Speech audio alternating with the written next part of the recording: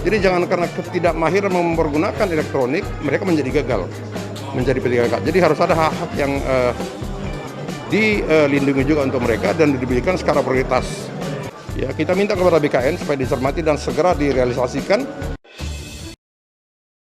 Wakil Ketua Komisi 2 DPR RI, Junimat Girsang, meminta Badan Kepegawaian Negara atau BKN untuk memperketat pengawasan seleksi CPNS 2021 dan PPK non-guru. Alasannya, banyak kepala daerah yang kurang memahami masalah kepegawaian.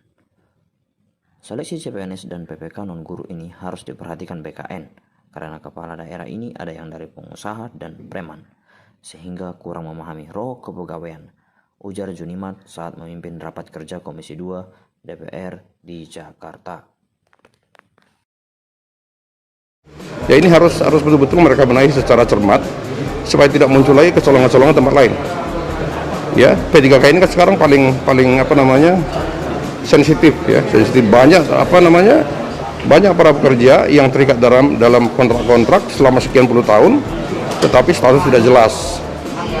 Nah, jadi kita minta kepada Menpan, CQ, BKN supaya mencermati dan membereskan masalah P3K ini. Dan kemarin waktu di Medan juga ini menjadi keluhan dari Pemprov, ya, dari kabupaten tentang P3K yang membludak dan mereka meminta status yang jelas.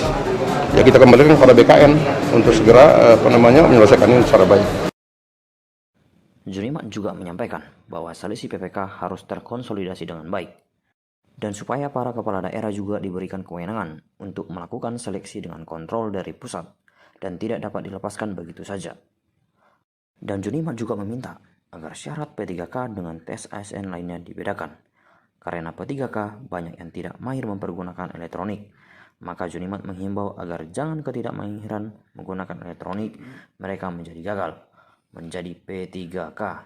Maka hak-hak P3K honorer harus dilindungi dan diberikan skala prioritas. Kita sudah minta kepada Menpan, ya, dalam ini BKN untuk melakukan seleksi yang betul-betul terkonsolidasi. Itu satu. Yang kedua, supaya para kepala daerah juga diberikan kewenangan untuk melakukan seleksi dengan kontrol dari pusat. Ini yang paling perlu. Ya, dan memang ini harus segera P3K ini, nggak bisa nggak bisa dilepaskan begitu saja. Iya kan, walaupun ada pertanyaan misalnya kan yang bisa jadi ASN misalnya kan 35 tahun maksimal. Nah, pertanyaan ke kita itu kenapa bisa KPK yang sudah 40 tahun, 45 tahun menjadi ASN? Ya itu kan pengalihan kalau mereka. Ya, kalau KPK itu pengalihan dan hak istimewa kepada mereka. Ya. Nah, tetapi kalau kepada P3K ini, ya ini adalah berdasarkan perjanjian dan ASN yang betul-betul menjadi perhatian pemerintah termasuk DPR supaya mereka juga punya kepastian hukum dalam posisinya. Ya, kita minta kepada BKN supaya dicermati dan segera direalisasikan termasuk seleksinya dan dilakukan secara transparan. Satu, kedua, supaya juga diperhatikan agar syarat-syarat seorang P3K dengan ASN itu dibedakan. Harus dibedakan. Contoh misalnya P3K itu kan banyak yang yang sangat tidak mahir mempergunakan elektronik, ya kan? Sementara untuk tes CPNS ini kan masih muda semua yang paham sekali. Jadi harus dilihat juga.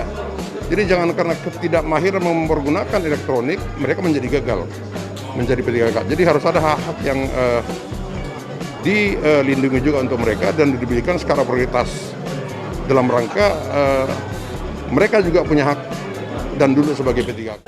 Jadi jangan karena ketidakmahiran mempergunakan elektronik mereka menjadi gagal menjadi P3K. Jadi harus ada hak-hak yang dilindungi juga untuk mereka dan diberikan secara prioritas. Ya, kita minta kepada BKN supaya dicermati dan segera direalisasikan.